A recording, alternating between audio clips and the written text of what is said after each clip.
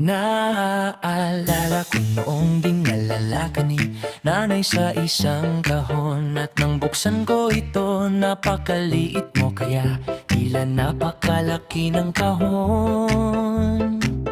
Nagliwanag kang bangon mo nang makita mo ako. Nabigani ka sa akin noong una. Naaalala kong sinabi ko na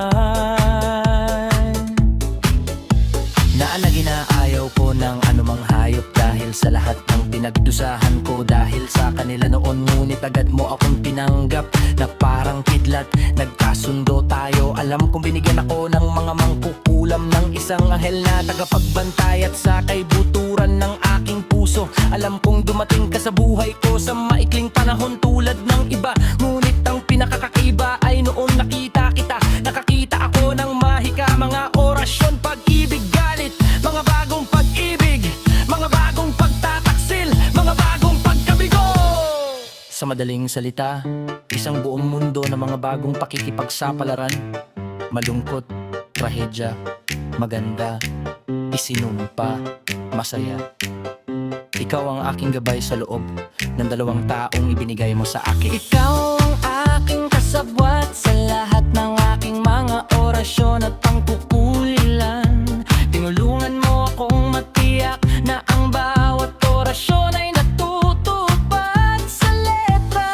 Ikaw ang palaging mahika, ang mahiwagang kislap na bumabalot sa bawat enchantment, sa kasiyahan at katuparan. Sa tuwing nagtatanim ako ng halaman at nakikitang may mga bulaklak ito, lagi kang pumitas ng mga bulaklak, laging handa para sa susunod na sumpa. Palagi kang naroon tuwing kumakanta at sumasayaw ako sa silong. Tinitiis ako sa loob ng 2 oras na iyon at kinakain ng lahat ng kinakain ko. Palaging sinusuportahan ako sa lahat ng aking mga baliw at pinaka-schizophrenia na sakalan.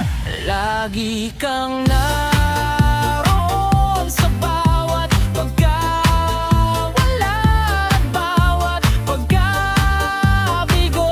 Palaging pinapalakas ang loob ko noon pa ay may sakit at ayaw kong gumawa ng kahit ano. Naroon ka sa pinakamalungkot at pinakamahirap na sandali.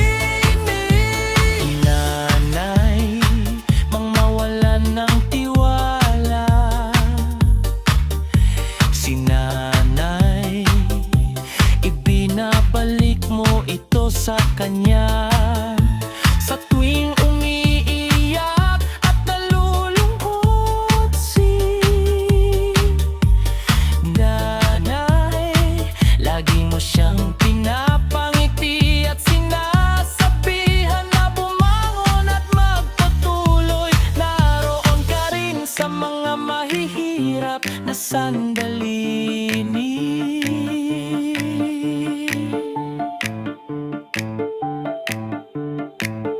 Bakay, noong siya'y malungkot, pinapalakas mo ang loob niya na magpatuloy at tiniis mo kaming lahat.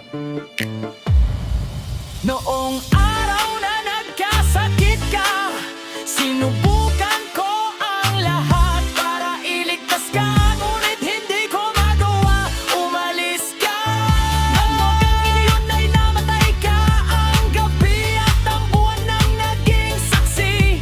Durog at saway ang puso ko, nagpaalam ako sa iyo. Kinabukasan ay lumitaw ka ng angkas 5 ng hapon. Halloween